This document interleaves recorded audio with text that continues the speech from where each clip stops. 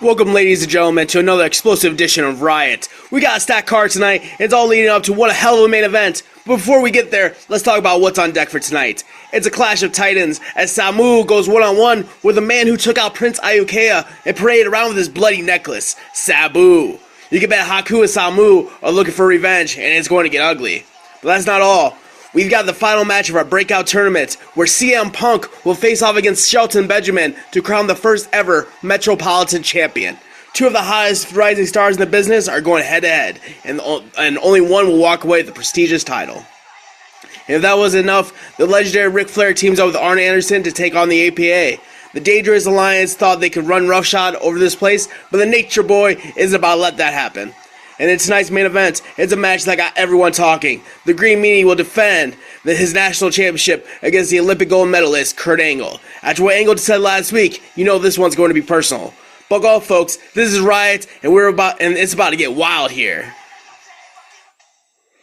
Ladies and gentlemen, the following contest is scheduled for one fall. Introducing first, from Death Valley, weighing at 328 pounds, The Undertaker. What a way to kick things off with a colossal showdown between The Undertaker and Dr. Death Steve Williams. Dr. Death and his opponent from Norman, Oklahoma, weighing at 275 pounds, Dr. Death Steve Williams. Dr. Death Steve Williams is one of the toughest men in this business, and he's looking for revenge against Taker after being kicked out of the Death Krew. The bell rings, ding ding, and the two behemoths immediately lock up in the center of the ring, neither giving an inch. The opening moments are a test of strength, each man trying to overpower the other. Dr. Death gains the upper hands with a stiff forearm, backing the Undertaker into the ropes. He follows up with a series of punishing strikes. Undertaker fires back with some strikes of his own and a big boot that sends Williams staggering. He follows up with a thunderous clothesline, but Dr. Death doesn't go down. Instead, Williams counters with a scoop slam, showcasing his incredible strength as he drives the Undertaker to the mat. Williams goes for an early pin, but the Undertaker kicks out with authority at one. The match intensifies as both men trade heavy blows, the sound of fists and forearms echoing throughout the arena. Undertaker gains the momentum, hitting a sidewalk slam that rattles the ring. He then signals for the choke slam. He grabs Williams by the throat, but Dr. Death fights out of it, delivering a headbutt that dazes the Undertaker. He hoists the Phenom up for the Oklahoma Stampede, but the Undertaker slips out, landing on his feet, and he immediately grabs Williams by the throat again. The Undertaker's not done yet. Choke slam. He's got him. The Undertaker lifts Dr. Death high in the air and slams it down with a resounding choke slam, the ring shaking from the impact. But the Undertaker isn't finished. He cuts his thumb across his throat, signaling for the end. And now, it's time for the Tombstone Pile Driver. The Undertaker scoops Dr. Death up and plants him in the center of the ring with a devastating tombstone. He folds Williams' arms over his chest as the referee counts. 1, 2, 3. Here is your winner, The Undertaker. The Undertaker rises to his feet, his expression unchanged as he stands victorious. What a dominating performance by The Undertaker. Dr. Death gave it everything he had, but in the end, the dead man prevails. Stay tuned, folks, because tonight's Riot is just getting started.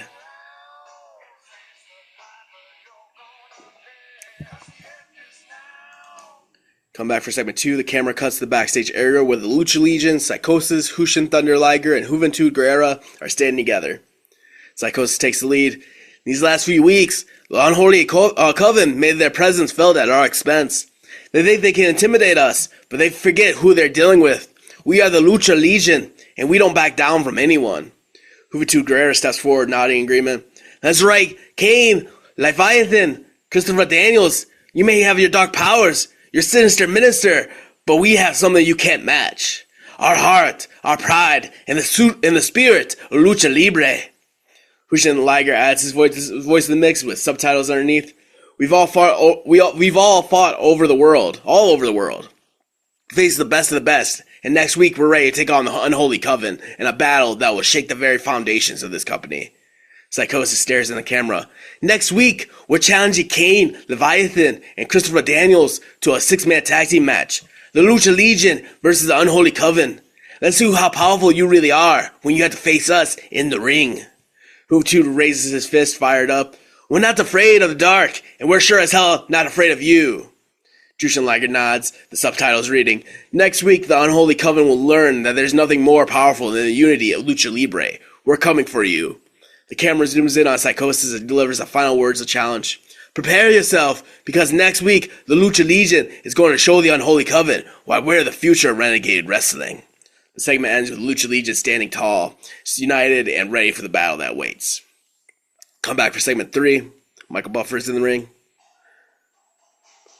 Ladies and gentlemen, the following contest is scheduled for one fall. Introducing first, from the Isle of Samoa, weighing in at 300 pounds, the Great Samu.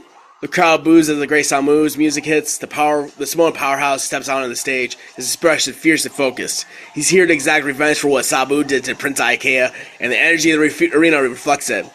Samu makes his way down the ring looking ready for a fight, but before he can step through the ropes, chaos erupts. From out of nowhere, Sabu sprints down the ramp, attacking Samu from behind with a vicious assault. The crowd's gasped as Sabu drives his knee into the back of Samu, sending him crashing into the steel steps.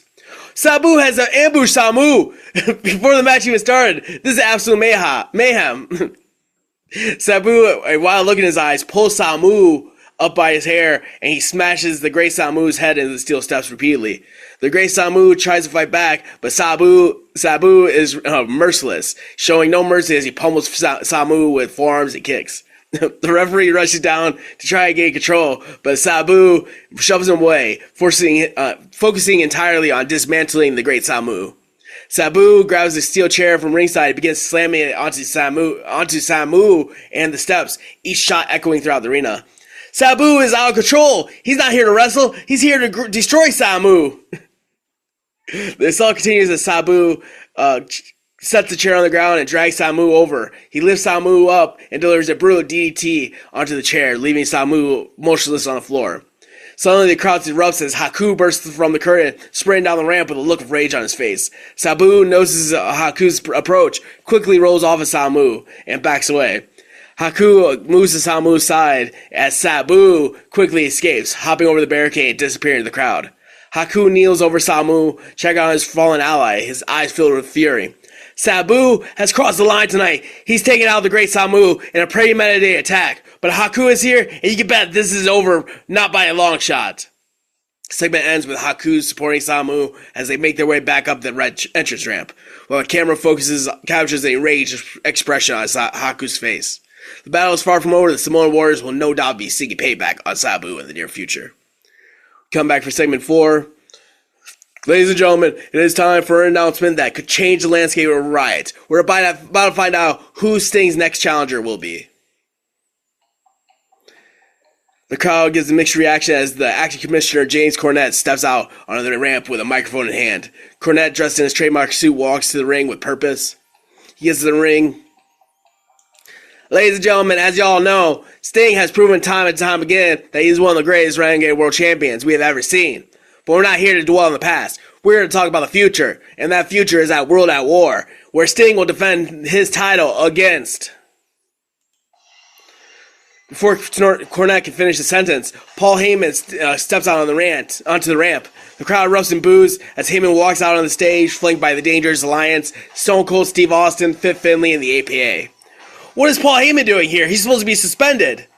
Heyman, with a smug grin, slowly makes his way to the ring, soaking in the animosity from the fans.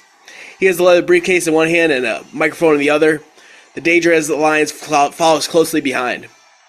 Cornette looks visibly annoyed as Heyman enters the ring, waving off the Dangerous Alliance as they stand menacingly at ringside. Heyman raises the microphone and begins to speak. Jim, you didn't really think you could just waltz out here and make a decision without consulting me, did you? The crowd boos loudly as Heyman paces around the ring. You see, while I was suspended, I had a lot of time to think, and during that time, I spoke to my legal representative. It turns out there's a little clause in my contract, one that guarantees me certain advancements, should certain opportunities arise. Heyman opens his briefcase and pulls out a letter, holding up for Cornette to see. And what do you know it? I happen to have in my hand a letter signed by none other than Linda McMahon herself, making me the acting commissioner of Riot. The crowd reacts with shock and disbelief as Cornette's face turns red with frustration. This can't be happening. Paul Heyman has somehow weaseled his way into becoming the acting commissioner. Heyman grins from ear to ear. Now, Jim, I'm not here to take your job completely, just to ensure things are done the right way. So you can go ahead and take a seat, because I'm going to handle the rest of this announcement. Cornette reluctantly steps aside, glaring at Heyman, who turns his attention to the entrance ramp. Now, Sting, why don't you come on down here? After all, this does concern you more than anyone else. The crowd erupts in cheers as the Renegade World Champion Sting steps out on the stage. Bat in hand, his face painted with a familiar black and white, he makes his way to the ring, his eyes locked on Heyman. Sting climbs in the ring, staring down Heyman, who doesn't flinch. The tension is thick as the two men stand face to face. Heyman, ever the showman, raises the microphone once more. Sting, I know you're wondering who your next challenger will be at World at War. Well, let me tell you, it's someone who doesn't just want to beat you, they need to beat you. It's someone who never lost that Renegade World Championship to begin with. Someone who isn't afraid to raise hell to get what he wants. Heyman turns and points to the dangerous lines at ringside. And that someone is my client, Stone Cold Steve Austin! The crowd erupts in a mixed reaction with a strong chorus of boos for Austin, but a smattering of cheers from those who respect him. Stone Cold smirks as he enters the ring and stares at Sting. Oh my god, Stone Cold Steve Austin is the next challenger for Sting's Renegade World Championship. Heyman continues. At World at War, Sting, you will defend your Renegade World Championship against the man who will stop at nothing to take back his World Championship. Sting doesn't back down. He steps closer to Heyman, his bat now pointing at Austin. The crowd is on their feet, sensing the intensity between the champion and the challenger. Cornette, still fuming on the sidelines, snatches the microphone from Heyman. Hold on a damn minute, Heyman. I may be forced to stand by and let you call the shots, but let me make one thing clear. Sting, you got every right to be angry about this, but at World at War, I promise you we're going to see a fair fight. And Austin, you better be ready, because Sting isn't just going to hand that title over. The segment ends with Sting and Austin locked in a fierce stare down, with Heyman and Cornette facing off as well, as we cut a commercial break. Come back for segment 6. Camera pans across the crowd, seeing all those cheering fans and the signs that they brought to the arena. Ladies and gentlemen, it's time for the finals of the Breakout Tournament. The inaugural Metro Championship is on the line, and we're about to see who will make history tonight on Riot. We cut a Michael Buffer in the ring. Ladies and gentlemen, the following contest is scheduled for one fall, and is for the Metropolitan Championship. Introducing first. CM Punk walks out on the stage with his trademark swagger, smirking at the fans' reaction. He slowly makes his way down the ramp, exuding arrogance with every step. From Chicago, Illinois, weighing at 218 pounds, CM Punk. Punk enters the rings and raising his arms confidently as the crowd continues to boo him. He motions around his waist, signaling that he's ready to claim the Metro Championship. Buffer waits before the crowd to settle before continuing. And his opponent. The mood in the arena shifts and Shelton Benjamin steps out on the stage, accompanied by Teddy Long, who is clapping his hands and hyping up the crowd. From Orangeburg, South Carolina, weighing at 248 pounds, Shelton Benjamin. Shelton bounces on the balls of his feet, looking focused and ready as he makes his way down the ramp, high-fiving fans along the way. He enters the ring, staring down Punk, who sneers back at him. Shelton Benjamin has been on a roll throughout this tournament, and with Teddy Long in his corner, you gotta believe he's got the momentum heading into this match. But don't count out CM Punk. This man will do anything to win. The referee holds up the Metro Championship, signaling that the title is on the line, before handing it off to the timekeeper. The bell rings, ding ding ding, and the match is officially underway. Punk and Shelton circle each other, both men cautious as they feel each other out. They lock up in the center of the ring, and Punk quickly goes for a headlock. Wrenching it in tight, Shelton powers out, setting Punk into the ropes. Punk rebounds and runs into a shoulder block from Shelton, sending him to the mat. Shelton goes on the offensive, using his superior athleticism to outmaneuver Punk. He hits a series of arm drags and a beautiful dropkick that sends Punk reeling. Punk, frustrated, rolls out of the ring to regroup, but Teddy Long is there, encouraging Shelton to stay on him. Punk takes his time getting back into the ring, playing mind games with Shelton. When they finally lock up again, Punk resorts to dirty tactics, raking Shelton's eyes and delivering a knee to the gut.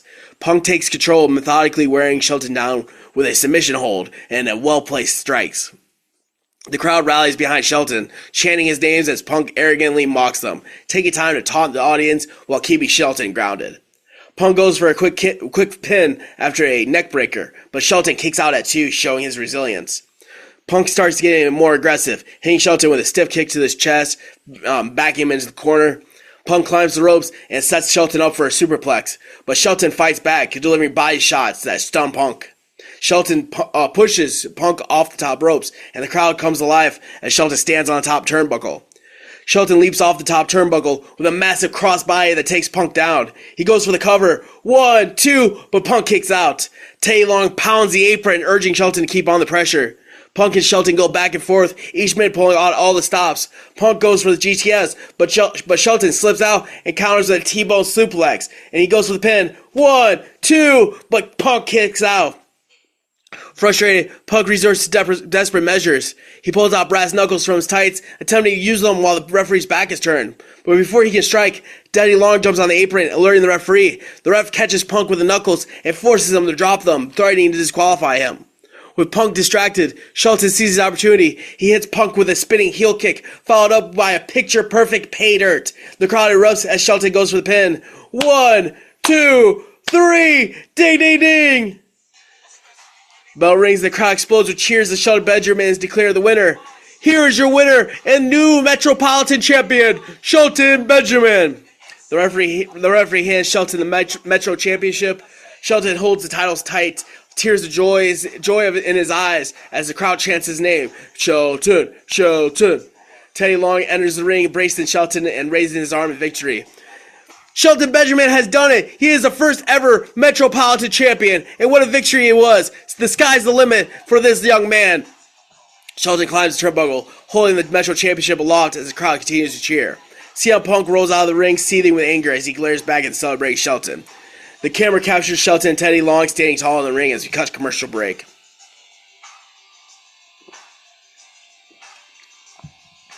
Come back for segment 7.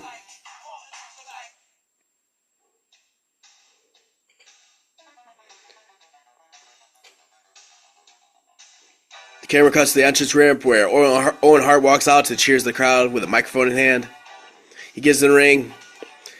No, it wasn't easy leaving my brother behind a live wire. But I know that if I wanted to truly make a name for myself, I had to step out of his shadow. This is my time, my opportunity to show the world what Owen Hart is really made of. The crowd cheers in support, but their enthusiasm is interrupted.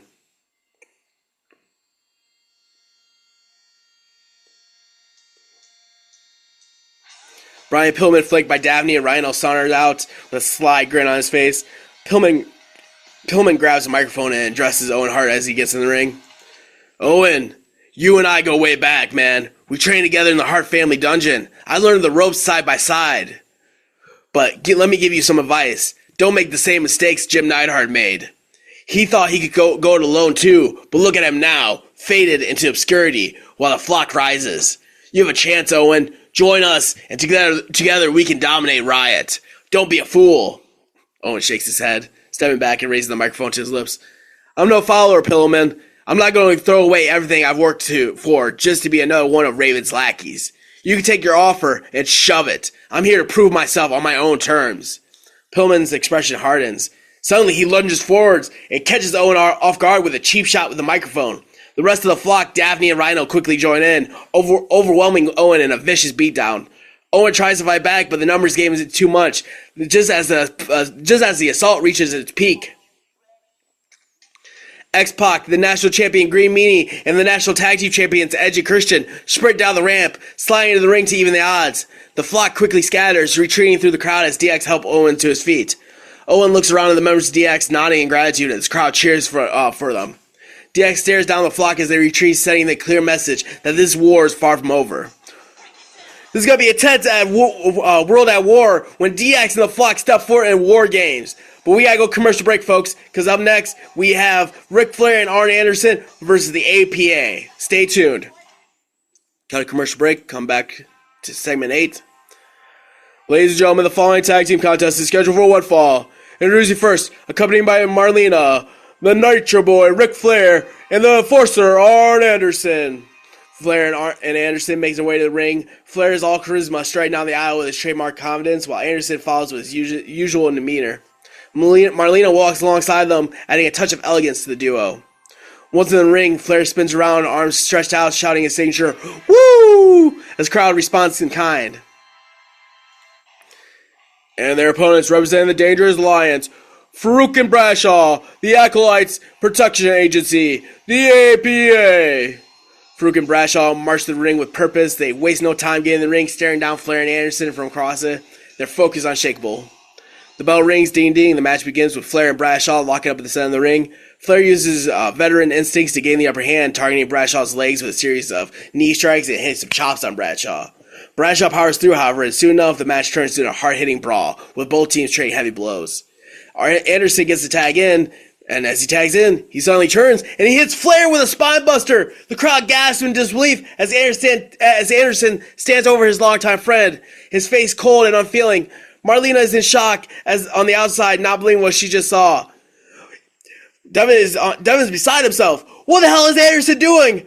Bradshaw, shaking off the pain, quickly capitalizes on the stunned Flair, hitting him with a powerbomb, leaving Ric Flair motionless in the ring. Anderson looks on, arms crossed, as Bradshaw delivers the final blow. Bradshaw covers Flair, and the referee counts to 3. Ding, ding, ding. Here are your winners, the APA. The APA stand tall in the ring victorious, but the real story is Anderson's betrayal. As the APA exits, Anderson stares down at Flair, who is slowly regaining consciousness. A look of hurt and confusion on Flair's face. The crowd is still in shock, booing Anderson as he shows no remorse. Suddenly, Paul Heyman walks out on the stage, clapping, a sinister smile across his face. Anderson exits the ring and walks up the ramp, joining Heyman at the top. The two shake hands, confirming Anderson's allegiance to the Dangerous Alliance. Flair, still in the ring, pulls himself up using the ropes, staring daggers at Anderson and Heyman as they make their exit. We cut a commercial break, come back for segment 9. We come back and we see a camera outside the arena as we see the club, Shawn Michaels and Scott Hall, making their arrival. Their usual swagger is evident as they stride towards the entrance ramp, clearly ready to make their presence felt. But before they can go too far, they're stopped by Jim Cornette, flanked by a couple of security guards. Cornette raises a hand. Whoa, hold up there, boys. Michaels and Hall exchange a look, both amused and slightly irritated. Corny, Michael says. What's the deal? You know we're not exactly guests, but we know we're not exactly on the guest list, but we figured we'd drop by anyway. Cornette chuckles. Yeah, I figured as much. You two have a knack for showing up when you're not supposed to. And hey, I can appreciate a little chaos now and then. Keep things interesting. Hall raises an eyebrow, the hint of a smirk on his lips. So what's the plan, Corny? You sending us packing, or are we going to have some fun tonight? Cornette leans in slightly, lowering his voice just enough to make the moment feel more personal. Look, I get it. You want to make an impact, and who could blame you? But maybe, just maybe, tonight isn't the right time for you guys to be kicking up dust. Cornette pats them both on the shoulder, leading them away as security turns back towards the arena. The camera lingers on the scene as we see Cornette walking and talking with the club. The moment hangs in the air as we see Cornette and the club walking away as the show cuts to a commercial break. Come back from segment 10. The arena is electric as Riot's main event is about to kick off. We see Michael Buffer in the ring. Ladies and gentlemen, it is time for the main event of the evening. This contest is scheduled for one fall and is for the Renegade National Championship. Kurt Angle strides out on the stage, his intense focus evident in his expression. His recently shaved head shines under the arena lights, a reminder of his humiliation at the hands of the Green Meanie. And now, introducing first the challenger, weighing at 240 pounds, from Pittsburgh, Pennsylvania. He is the only Olympic gold medalist in professional wrestling history, Kurt Angle! Angle makes his way to the ring with purpose, his eyes never leaving the square circle. The lights dim and a green spotlight bathes the entrance. The Renegade National Champion, Green Meanie, steps out, holding the championship belt with pride. The crowd gives him a warm reception as he makes his way down the ramp. And his opponent, weighing at 302 pounds, from Meanieville, USA, he is the Renegade National Champion, the Green Meanie. The Green Meanie enters the ring, the championship still around his waist. He acknowledges the cheering fans before locking eyes with Angle. The referee takes the belt, raises it high above his head, signifying the title is on the line here. Both competitors retreat to their corners, and the referee calls for the bell. Ding, ding, ding. The match is off. The two men circle each other cautiously before locking up at the center of the ring. Meanie uses his size to his advantage. He manages to push the Angle back to the corner. The referee calls for a clean break, and the Meanie steps back, giving it to him. But once he gives Angle room, Angle steps forward, and they lock up again. But this time, Angle quickly shifts his strategy. He pulls Meanie into a headlock before transitioning into a wrist lock. The Green Meanie fights back, reversing the hold and applying a headlock of his own. Angle struggles briefly before shoving the champion into the ropes. The Green Meanie comes off the ropes and back with a shoulder tackle, sending Angle to the mat. The Green Meanie offers Angle a hand to help him up, but Angle slaps it away and gets up on his own, visibly frustrated. They lock up once more, but this time Angle quickly drops to one knee and jabs a thumb into Green Meanie's eye with the referee's view obstructed. The crowd boos loudly as Green Meanie staggers back, clutching his face. "Oh, come on, that was a cheap shot by Kurt Angle." Angle smirks, taking advantage of the situation. He quickly follows up with a knee to the midsection, doubling the Green Meanie over. He then slams the champion to the mat with a snap suplex. And he immediately goes for the cover. 1, 2, but the Green Meanie kicks out at 2. But the damage is done. Angle doesn't give him a moment to recover, locking in a tight rear chin lock. He's using his knee to keep pressure down on the Green Meanie's back for extra leverage. The champion struggles to escape, but Angle keeps the pressure on him, his focus solely on wearing down his opponent.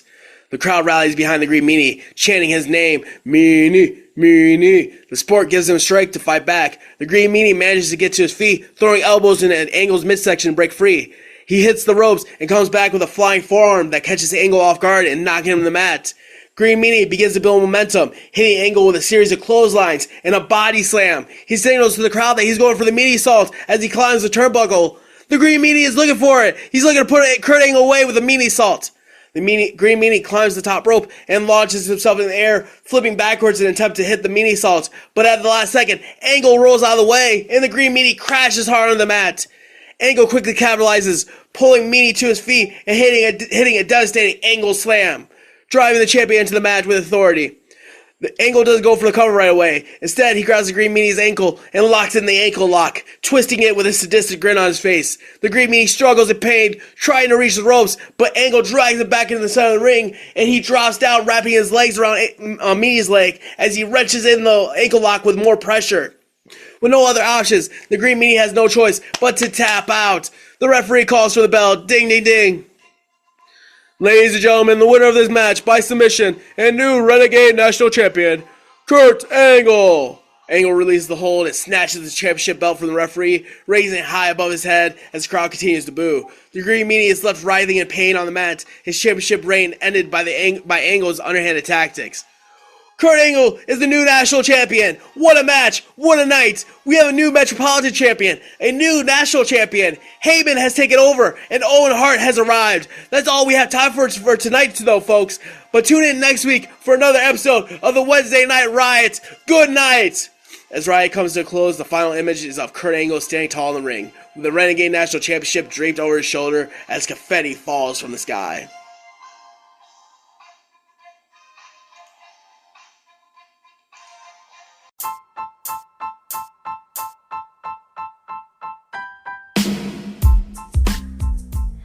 This has been an FWL Network podcast presentation.